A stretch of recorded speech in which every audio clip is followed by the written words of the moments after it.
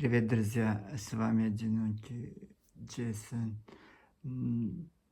О днях я вам рассказал о необычном этнографе, похитительнице чужого от Танзили Дзауровой. Очень много поступило комментариев, возмущенных ингушей, понятные оскорбления и все что угодно.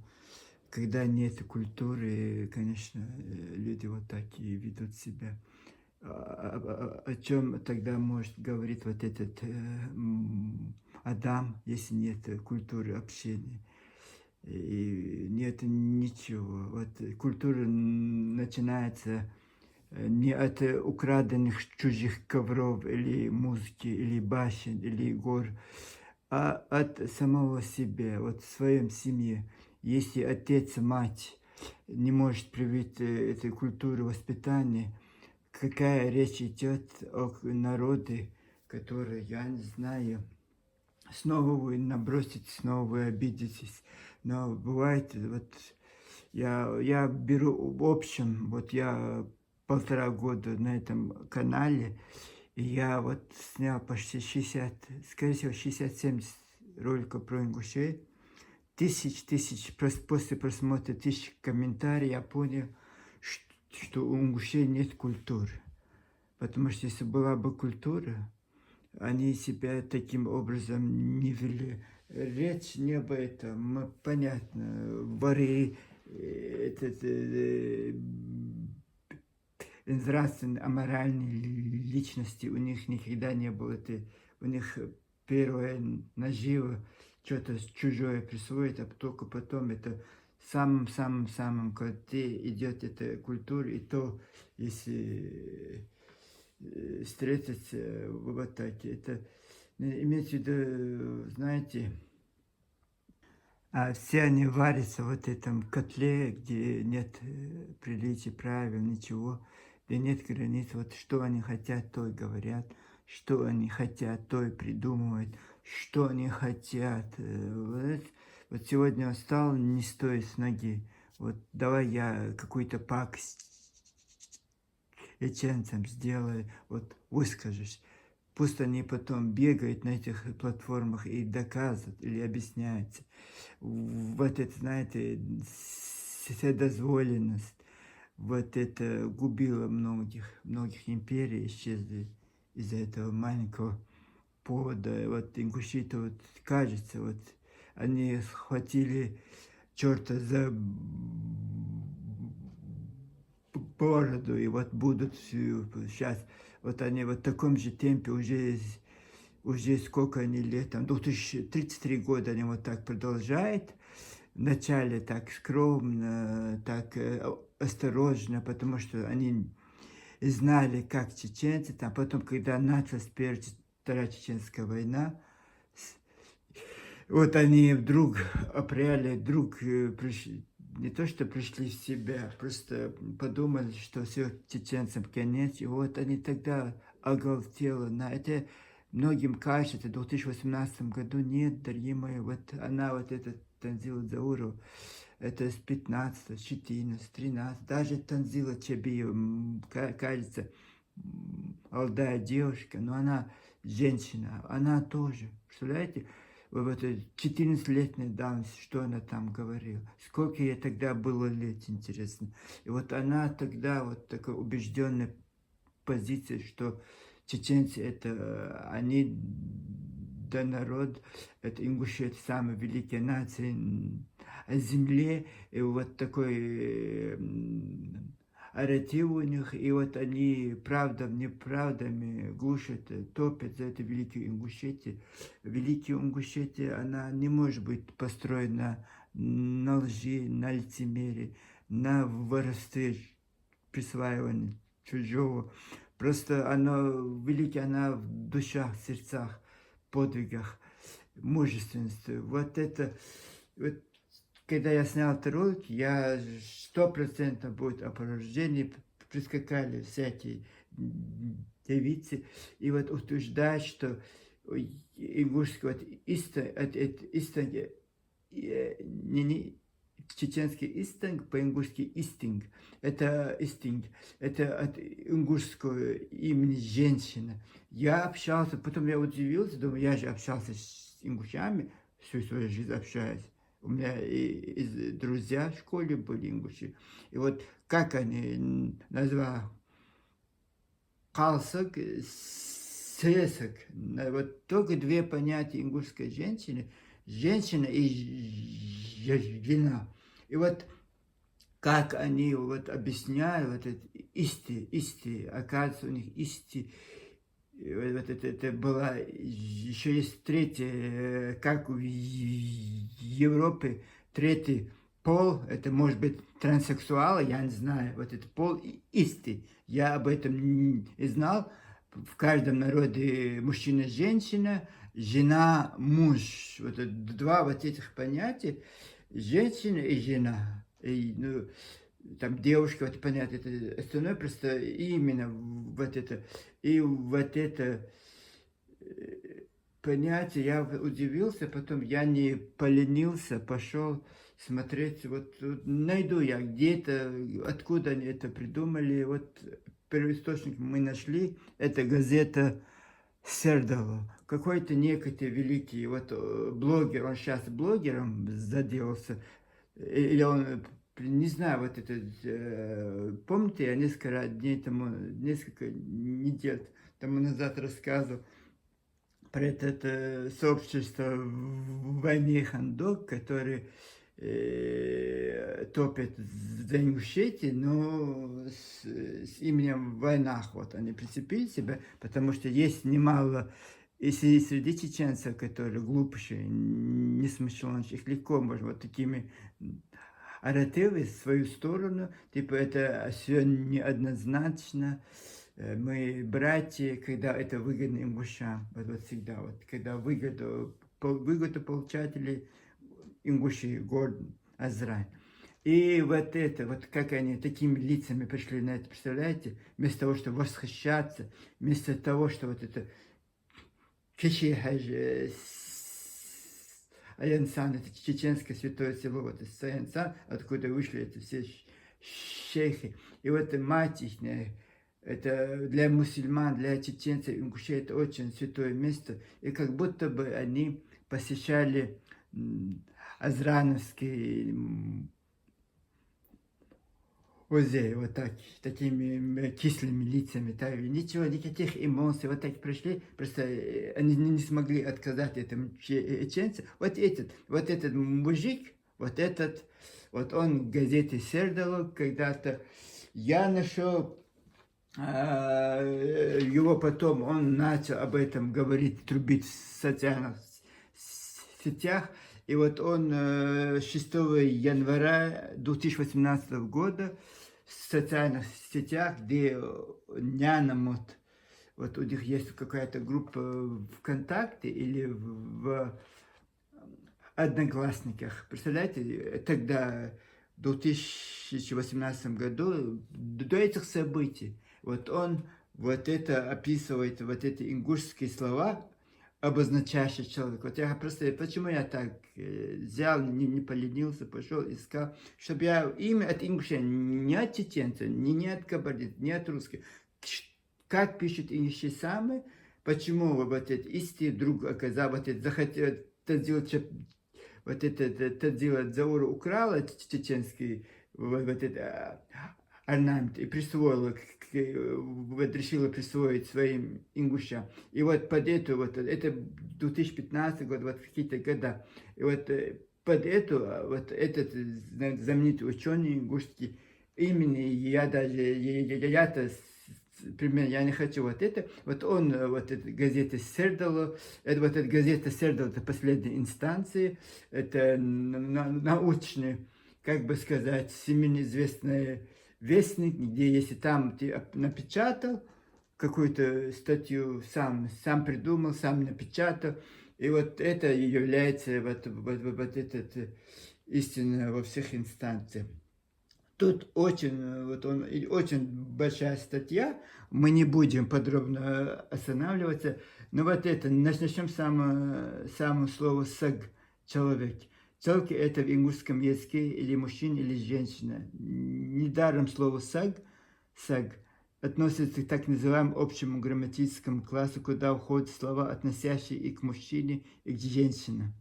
На это мы опускаем.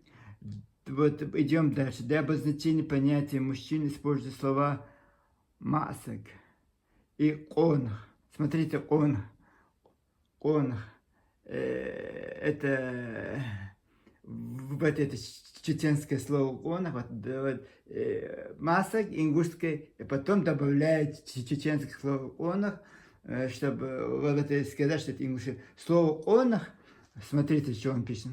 Онх появилось в ингушском языке не ранее 19 века. Скорее всего, из чеченского языка, смотрите, как он пишет, который заимствовал его от соседей кумиков. У чеченцев самих не оказалось языка, слова, чтобы это обозначение сделать. Они заимствовали, они у этих кумиков. Хотя заимствование могло быть сделано и из балкарского языка. Вот бедный, скудный чеченский язык. Он возглавляет нахско-дагестанскую группу языков Кавказа, абхазо-адыгская и нахско-дагестанская. И вот возглавляя группу языков кавказских, у этого чеченского языка не было слова конах. Это или кумыки придумали, или балкарцы. Очень интересно. Как бы то ни было, тюркское конах, потом он идет дальше, это тюркское. Конак, тюркское конак, кунак, мужчина. Рано в 19 веке это слово появилось в войнах, война вряд ли могло. Ранее в 19 веке это у них, у ингушей оно появилось в 19 веке, и от чеченского. Потом он идет очень, это или кумыкское, или это балкарское, потом это тюркское. Но у войнах, он говорит, не могло появиться ранее 19 веке. Вряд ли. Во-первых, звук «к» в нахском языке не исконный. Вы смотрите, что он пишет. Низко. Именно поэтому первоначальное заимствование тюркских слов со звуком «к» начало слова шло с изменения «к» на «л». Гум. Ой-ой-ой. Вот представляете, вот этот человек он возглавляет вот эту группу в войне Хандуг, в этот 130 тысяч, там очень много чеченцев сидят, вот так тихо, умно, вот нас, чеченцев, вот они поэтому и говорят, вот вы, мне тоже один ингуш говорит, почему вы, многие чеченцы говорят на кумыке, кумыке, почему много кумыки говорят на чеченском. И вот это, смотри, это и понятно, сейчас дойдем, очень странное, вот это, там одна страница, 2, 6, очень много страниц. Сейчас я девушкам хочу подойти. Вот какие-то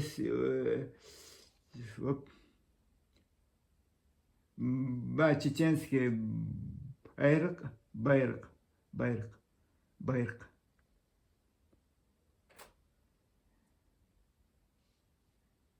Во-вторых, произведения русских писателей, бывавшие на Кавказе в 19 веке, писавшие о Чечне, использовалась форма кунак. Вот это есть основание утверждать, что вот это не чеченское слово, это вот пришли. Знаете слово кунак, когда появился? Вот об этом узнали многие. Вот в 1989 году вышла в газете известная знаменитая статья про осетин и про ингушей. Вот там это использовалось слово кунак. Кунаки всегда поладят. Вот это была, вы знаете, газета «Известия» была самой главной газете Советского Союза, «Правда», «Известия» была. И вот там, потом эти мужчины возбудились, там тысячные демонстрации, вот это кунак использовался к отношениям этим осетинам и ингушам.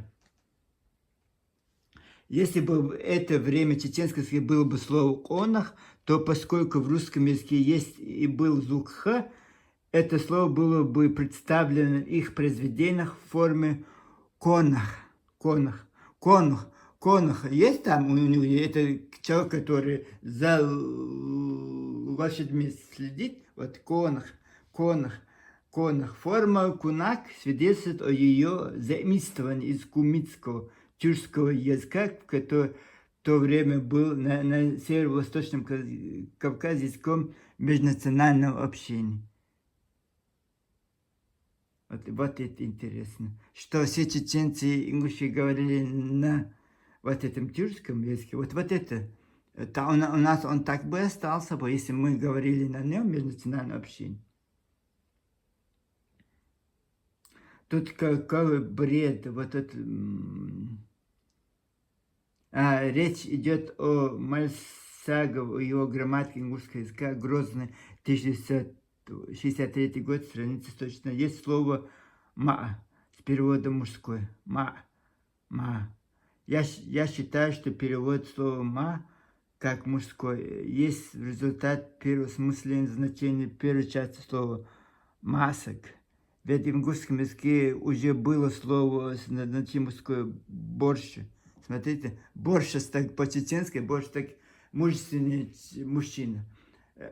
Обозначение у чеченца, вот онах, борщ, вот все чеченские, вот это. А потом говорят, нет, унгурский язык очень древний. Это видно, что от материнского чеченского идет, так как их язык ингушский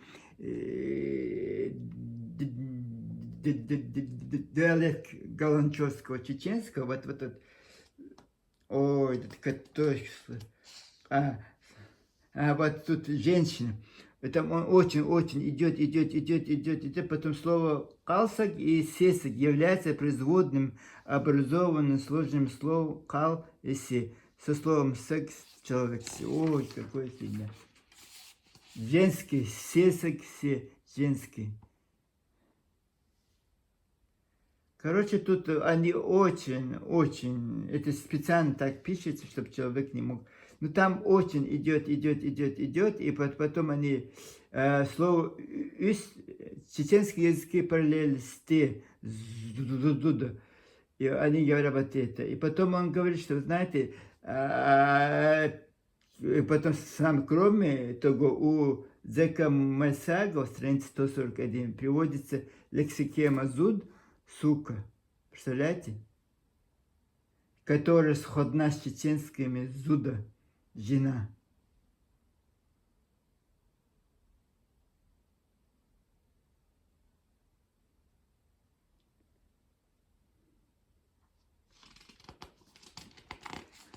Ой, зря я выпью очень много страниц. Я просто хочу конкретно, куда они вот хотят вот эти. В 59 году лексиконные параллели книжки известия. Осетинский язык, где она могла быть формой. Короче, я как понял. Короче, я читал сам, потому что это такая фигня. Очень сложно, такие термины сложные понять, очень сложно. И вот этот исти, вот этот, я так и не понял. Они говорят, это в нашем современном языке это так, но это древнее ингушское значение. И долготу гласно, ой, согласно. Как они, вот это, какие сочинители. Вот я с трудом понял, что автор вот этого высказывания.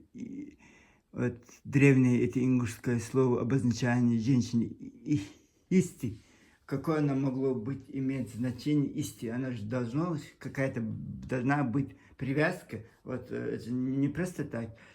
Марда, Марнан, Мярьиш, Нуц, вот это, даже я не знаю, которые женщины, которая вышла замуж, и она дома сидит, вот это называется у нас по-чеченски жиро. И как вот это, вот что, э, вот я так и не понял, что могло обозначение исти. Вот как это женщина, вот это, они утверждают, что это древнее ингушское название женщин, вот что она могло обозначать? Исти.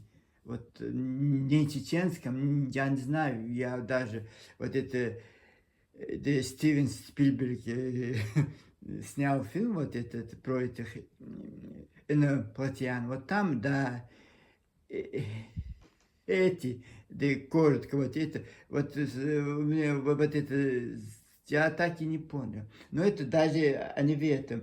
И я вот это Бродский сказал, я не историк, я не блогер, я просто писатель, пишет человек, и мне вот бывает, когда люди нагло лгут, и тебе вот это, и, как бы сказать, и с таким вот это врать, это никогда не хорошо, но когда это злорадством, когда это удовлетворение, вот я сегодня вот это я делаю, вот эта дамочка та же самая в лгуне, мало того, что воровка, руки, где нехорошо лежит, все вот это, в Грозновском музее. И вот сегодня выступил чеченский историк Башлам Чимаев, вот это, и он объяснил, откуда вот это Танзила Заурова, вот это все, вот это напридумала и насочиняла, и потом присвоила себе.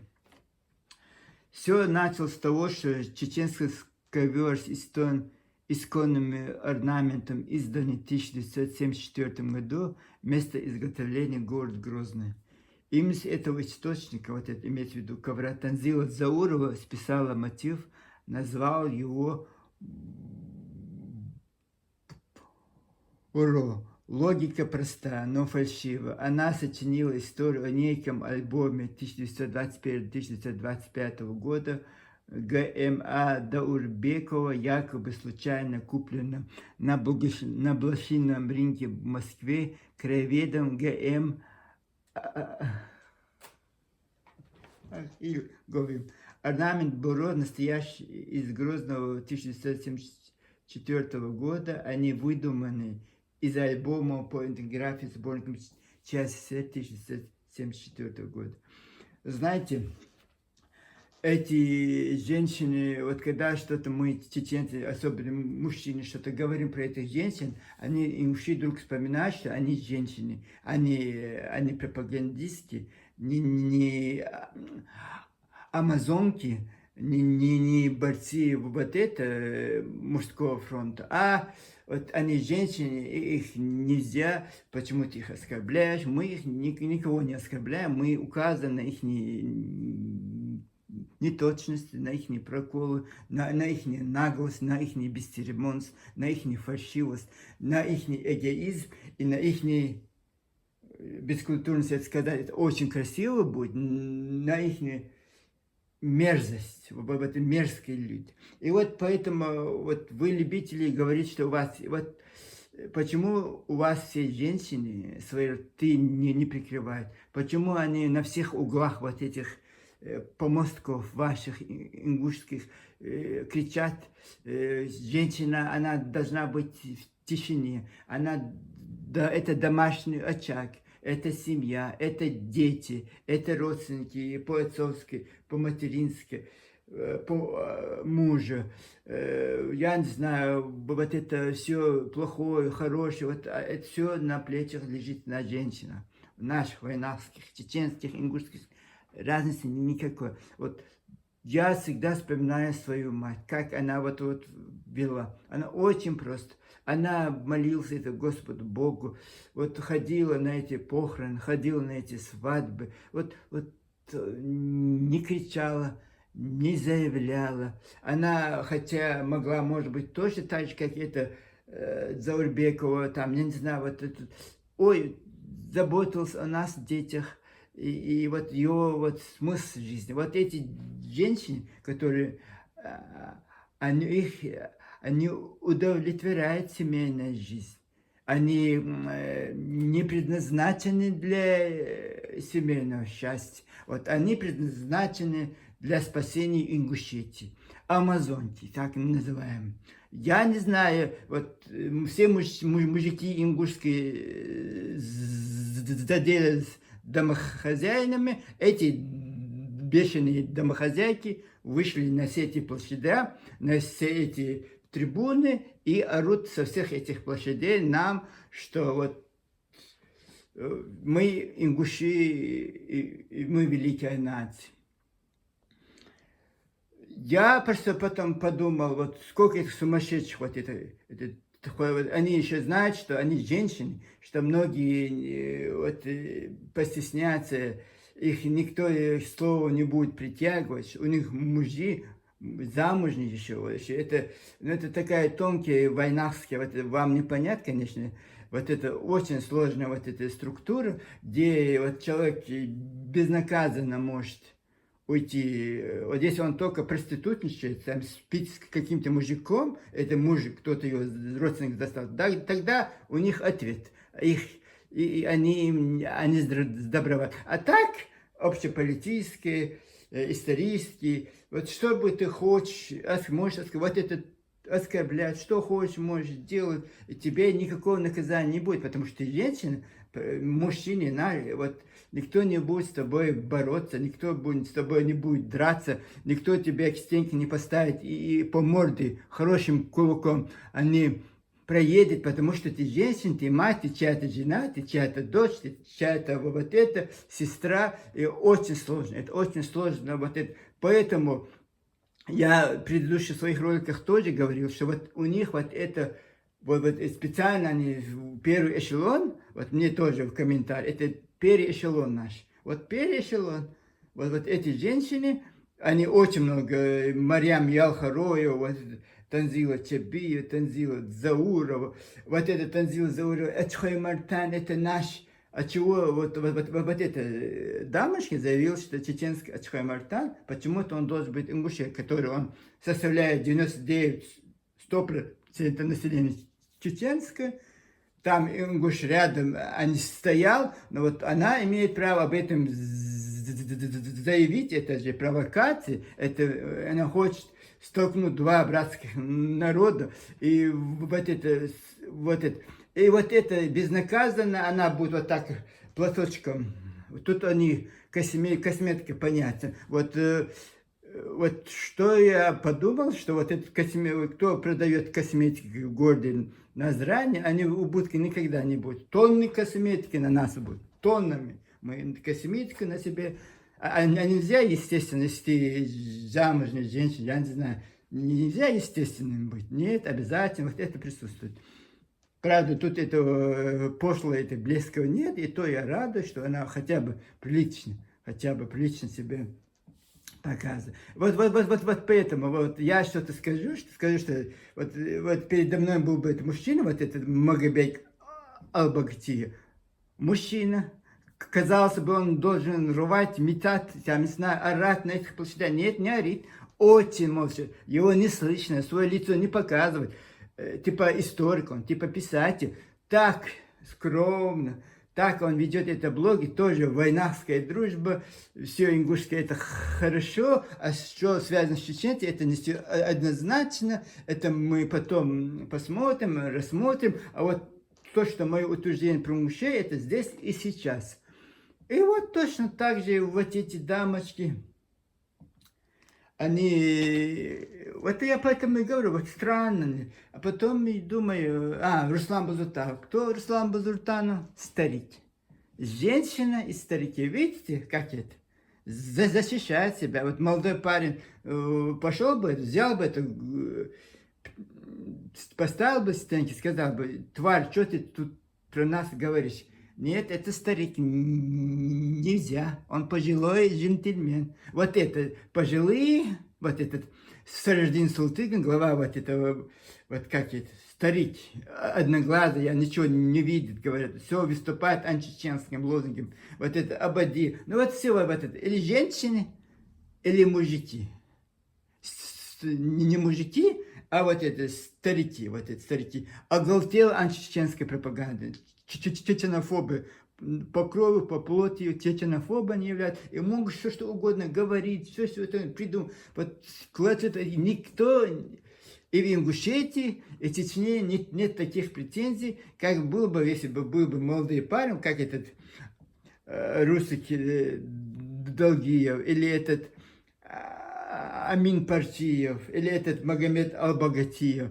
Вот они сидят на своих подкастах и очень скромно, очень культурно ведут эти разговоры. Вот об этом я хотел сказать, что, знаете, вы, дамочки, вот когда я их называю наркоманы, проститутки, я это не просто так называю. И вот это все вы будете творить, все вам будет списывать, потому что вы женщина. Вас нельзя оскорбить, вас нельзя. А то, что вы оскорбляете наших чеченских, это ничего. Это мы, когда вы оскорбляете чеченцев, это вы же оскорбляете наших женщин. Это мы, нет, мы умные. И вот так у вас все. Вот это я просто... Вот у нас тоже есть такие же знаменитые историки, профессоры, доктора наук.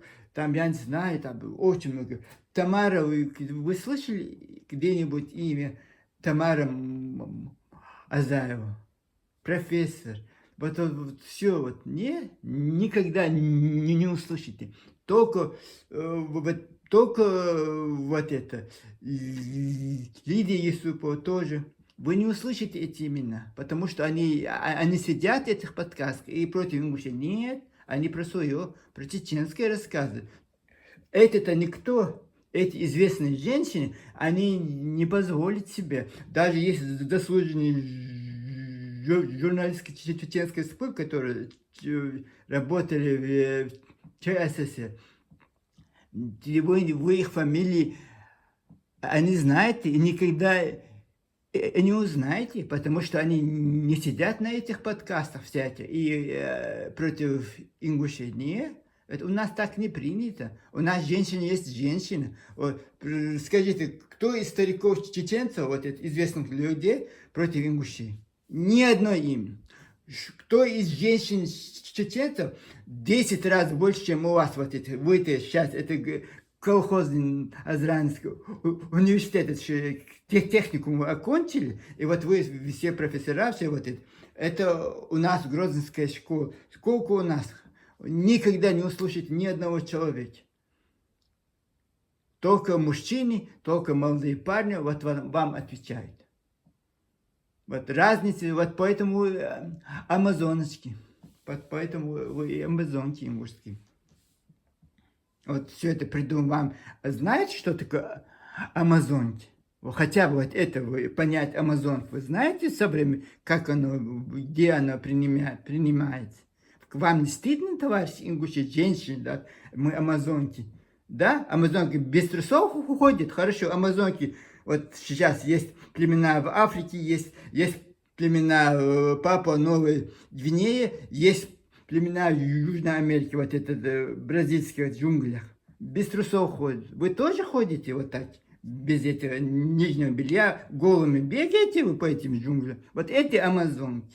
Это не ваши сказки, которые по горам, это амазонки. Вас лазят по горам, да? Вот я сказал, вам это не понравится. А почему вы такие глупости говорите? Амазонки. Просто амазонки это что? Это представление, что человек без одежды, голый. Вы это себя представляете, своих женщин? Вот амазон. Я не представляю. Не только чеченских, не только вас, ингушских, но кавказских женщин. Я не представляю амазонки. Почему они должны быть женщинами-амазонками, великими воинами, воительницами? А где ваши мужчины? Об этом речь. Где ваши мужики? Вы ходите по этим площадям, по этим телеканалам, по этим подкастам. Чем заняты ваши мужчины? Вот это я хотел бы. Почему они не могут себя достойно показать? Вот такая небольшая история. Очень странная история, конечно. Я сегодня выпуск хочу обозначить ингушские амазонки и дикие кабаны. Вот почему я дикий кабаны? Вот хочу рассказать про амазонки, я вам рассказал, как они там бегают голышом по этим джунглям. Вот вас, наверное, по этим горам мне очень сложно представить раньше, когда вообще, как можно амазонки бегать по горам без одежды. Просто вы понятие амазонки, это понятие человека с природы.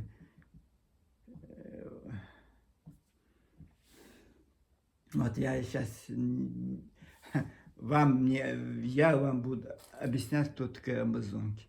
Вот так вы все лжете, вот в раж пошли. Как вам это понравилось? Нам очень понравилось, когда безотказно все эти женщины со всех этих углов выскочили. Все это лгут, вот орут, кричат. Вот этот, с какого ты, вот, с чего ты взяла? Ты там ты не профессор, ты никто. Ты на Назранском университете тебя заметили, сказали: дорогая милочка, давай ты вот сюда, вот у нас такой фронт, вот ты вот этот фронт возглавишь, это как в комсомоле, комсомолка наша. И вот это, и вот так вот. И Танзила тебе вот точно так же пошла. И вот безнаказанно, вот, вы думаете, вам никто ничего не скажет, да? Слово проститутка про вас, это не про вас. Я не говорю конкретно, это просто общем, я говорю, это, знаете, это проституция, это политическая проституция. Это проституция, это человек себя, вот, сделка со совестью, он может себя продать, представляете, вот он в таком, вот, для чего честь, для чего достоинство.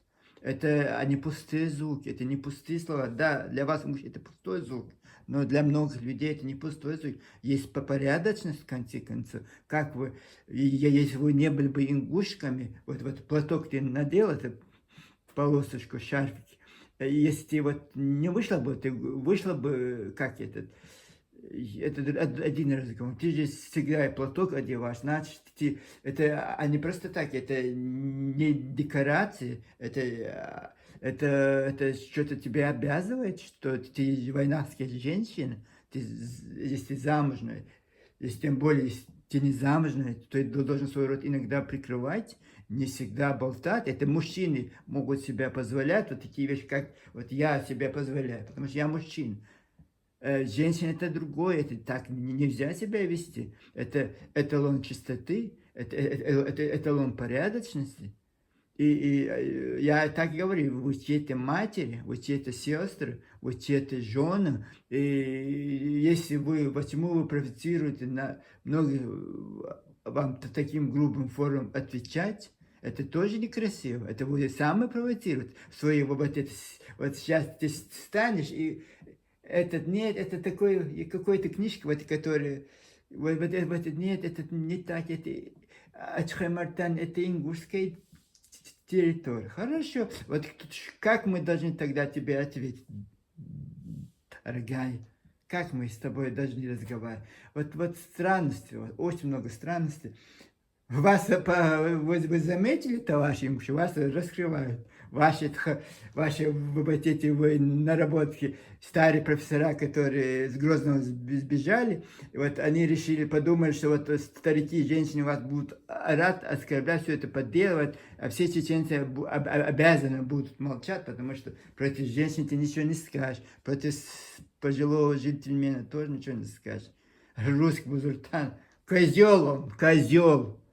Вот позор, вот хорошо, в нашем роде был бы такой человек, это был бы позор. Это за 100 лет это позор бы не смыть.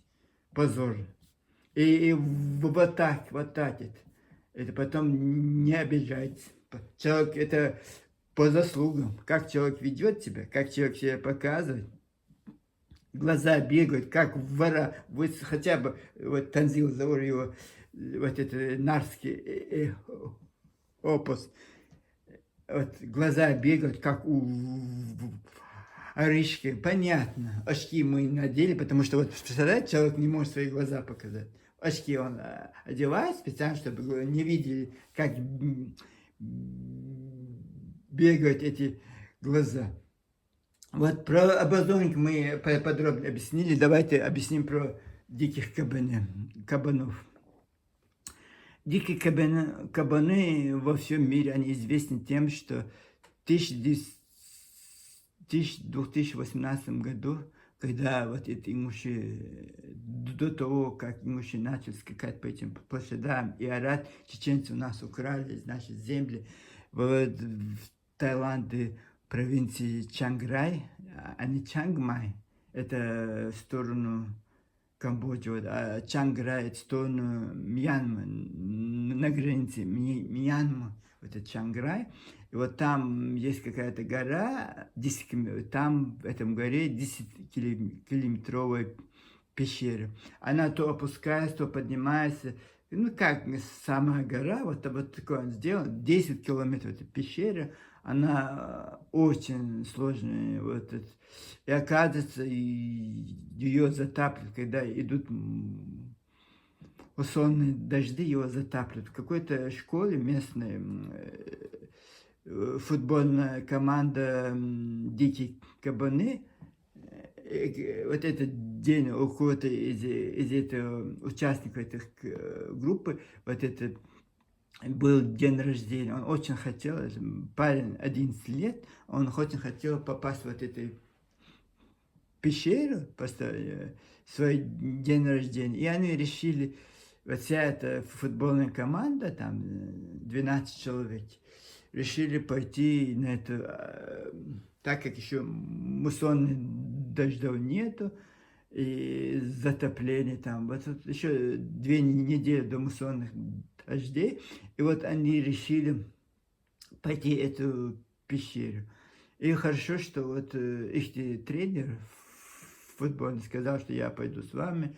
Они по дороге снег, знаешь, что такое снег? Это время, вот это, как полно, какие-то чипсы, какие-то шоколадки, какие-то вот соки купили снеки и решили в пещере, это день рождения. Короче, там они зашли, и там они провели, и они до 4 километров туда вниз уже успели пойти. Оказывается, начался муссонные дожди, и затопили. Сразу там резко муссонные дожди, вы знаете, да, в горах, а там очень много на этих скалах прошелин, и там вот вода, как реки текут, это пещеры, и затапливают пещеры. Представляете, 10 километров. И они оказались заблокированы представляете, 4 километра, внизу маленькие дети от 11 до 16 лет, и своим футбольная команда, и вот это, они заблокированы 4 километра водой. Ну, это всемирно известная драма была в то время. Я тоже это по телевизору. Многие через 10 дней их нашли. Там очень, там надо было ряд аквалангом, чтобы как в воду не ныряешь, вот так, и искать их там. И вот два вот это самые знаменитые в мире вот эти дайверы их нашли. Была очень большая радость во всем мире. Потом оказалось, что они, представляете, они 4 километра воды. Как оттуда выйти? Дети еще маленькие, еще 10 дней они ничего не кушают, такие ослабленные. Была очень большая драма. Вот мужество, вот это, вот бывает достоинство вот этих детишек. Вот не сравнить. Вот где, может, даже Таиланд, вот где эта история. Вот у них это древняя история Сиам государства. Это, знаете, это культура, это, знаете, выжить, еще выжить, не просто так там потеряться, они выжили, все 13 человек выжили. 10 дней они там под это, 4 километра затопило эти пещеры, это дождями. И вот 4 километра воды их облокировал. Это спасти их было невозможно вообще. И это, и, короче, очень сложная это была история. Даже Илон Маск придумал подводную лодку, чтобы их спасти, но так и оно не понадобилось. Короче, австралийские врачи их усыпляли, как в операции. И их эквивалент, очень опасно, знаете, очень страшно, когда 4 километра, 9 часов их надо вести, чтобы из воды вытащить аквалангами. Представляете, 9 часов их нужно оттуда вести, по одному человеку их надо вести. Сколько это труда, сколько это работы. 5000 человек их спасал. 5000 человек их было, чтобы спасти их, а это 13 человек. 5000 человек во многих стран мира приехали, волонтеры, их спасали. Это в каждом, вы знаете, пещере неровной, где-то промежутка не было воды. И там они газовые баллоны, там войска, что там только не было. И вот спасли их. Спасли этот фильм «13 жизней», я советую посмотреть. Вот мужество. Вот мне Чечена, вот у нас чеченцы тоже такой стержень, когда есть стержень, ты не бегаешь, ты не плачешь, ты не орешь, ты не слезинки там лживые проливаешь. Вот где это? А где вы? Вот я вот очень удивлен вашим поведением. Я даже не могу сейчас подбирать слова, потому что нет, это не войнаска, это они наши, это чуждо наши, июли. Каких-то безродных каких-то вот это, вот это, как у себя вот привили вы, как вы могли вот допустить такое, как у вас ничего не было, ваше потрясения не было. Уже 33 года живете мирно над головой, и вот как вы скатились до вот такого вот печального финиша, я тоже не помню.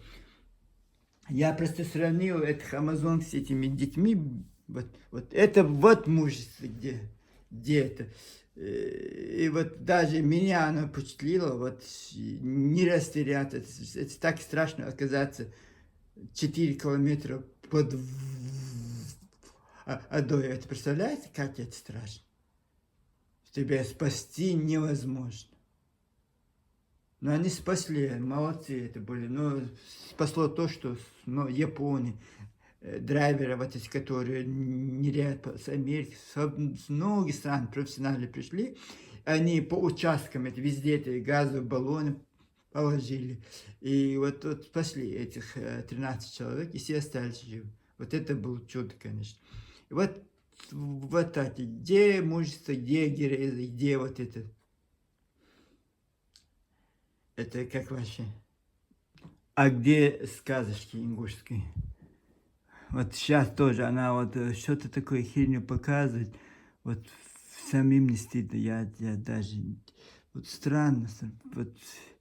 Вот я сейчас смотрю, она что-то рассказывает, орнаментом из Туниса, из Египта, что-то такое напоминает. Или Марокко, Алжир, где Марокко, где Ингушетия, вот это. Какое-то арабское какое-то напоминает, вот это нет. Мы будем сейчас придумать сказочку. Где-то в интернете где-то нашли фотографии где-то. И все, это мы сделаем, память из него сделаем. Потом скажешь, вот это Ингушетия, это история Ингушетии. Вы сами сегодня поняли, желания нет никакого о вас говорить, желания никакого, вас слушать не хочу, видеть не хочу. Самим вам не стыдно вот это, позор вам, позор, женщины, амазонки, вот на полном серьезе стоят, женщины рассказывают про амазонок. Вот это не позор?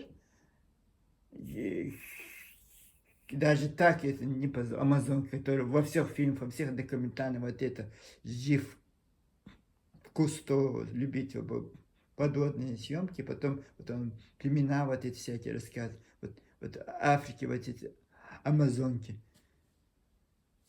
Это вы тоже, оказывается. Вот это я могу поверить, вот это я могу поверить, что вы были амазонкой, а еще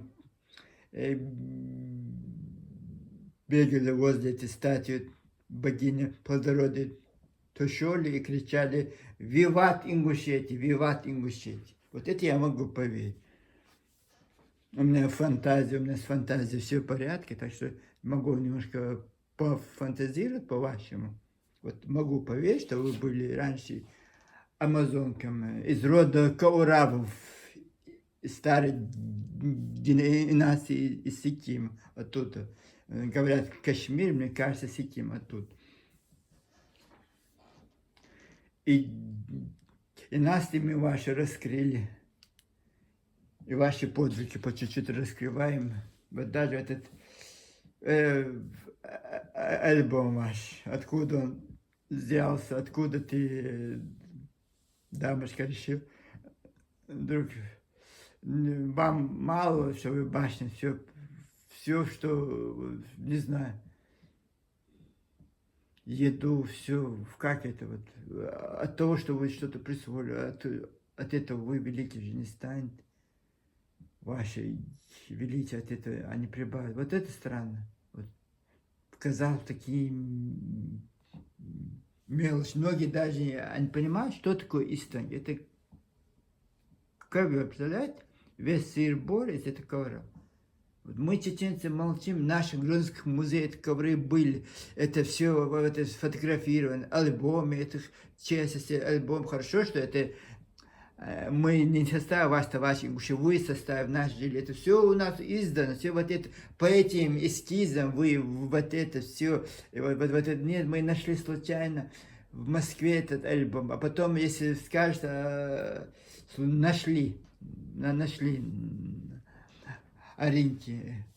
Потом, нет, это не мы, это виноват тот, кто продавал это. Вот такая странно, просто сегодня не будем никаких эмоций, ничего, просто голые факты не на сторону ингуши. Их ложь раскрывается, это потом просто самым порядком, вот этот человек, да, что-то она имеет высшее образование, тоже репутация же тоже имеет значение. Как этот человек вот торгует своей репутацией. Вот она сейчас молодая, ей не стыдно. А потом порядочный его даже не будет приглашать, порядочные вот этот конференции, сказать, Зауров, воровка, обманщица, не надо нам.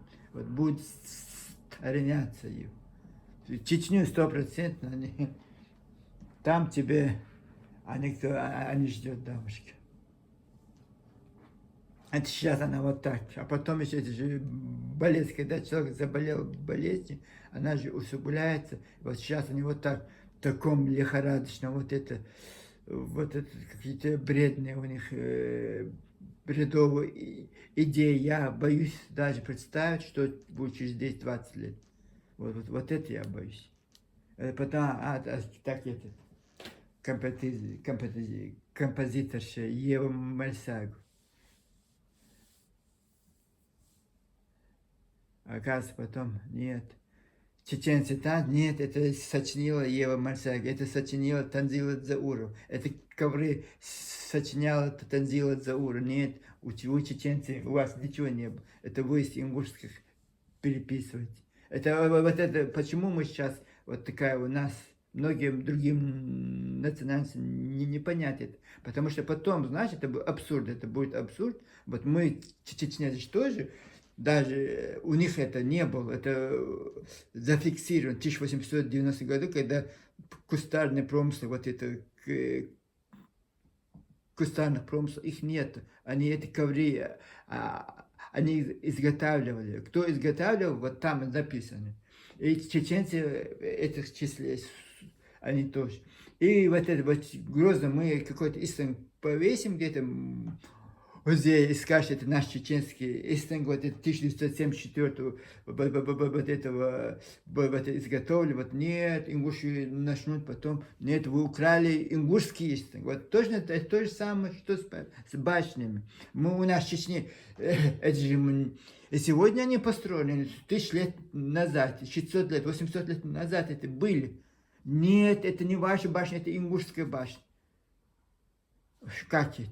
А потом, это же территория Чечни, вы же там и жили. Нет, вы чеченцы, вы пришли, это мы, это ингушские племена. Это на полном серьезе, это Танзила Заур, это Танзила Чабиев, это Друзь Бузуртан. Они все вот на полном серьезе вот так рассуждают. Это сейчас даже абсурд. Это абсурд сейчас. А представляете, во что это может привести в будущем? Вот поэтому вот надо трубить, надо этих тварей ставить на место. Тварь есть тварь. Как бы она вот... Там не женский род, не мужской, вот нам не касается. Старик ты, не старик, ты подонок. Ты непорядочный человек, ты непорядочный человек. Вот так наша жизнь, вот так. Мы не вот... Это не сегодня придумано, это есть приличие, да должно быть приличие.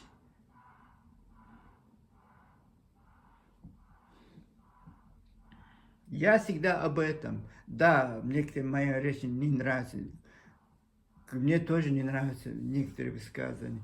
Мне тоже не нравится некоторые, как начинают говорить. Я же молчу, я никогда не пишу, вот ты мне не нравишься. Не нравишься, иди дальше. Кто тебя заставляет? Я это для себя говорю. Вот сам с собой разговариваю. Вот так у меня причуда. Как это у мужчин есть причуда, все воровать чужое и присваивать себе. А у меня есть такая причуда их разоблачать. Я, конечно, если у меня нет вот этих возможностей, но я просто буду говорить, а остальные, кто имеет эти возможности, кто натаскан на этом, пусть они разоблачают. Я сказал про эту Танзил, что она похотит чеченских инстаграмов. И сразу чеченский историк Башлам Чимаев вот это сделал, вот этот апостол. Молодец, спасибо. Вот так должны быть чеченцы. Все везде. Вот эти ингуши прискачут, пишут это обозначение, аж они думают, что я не пойду и не посмотрю. Я не буду искать это. Они думают, вот это. А почему наши чеченцы не могут вот их это вот так же опровергать, ходить на их паблики, но они, конечно, все это стирают.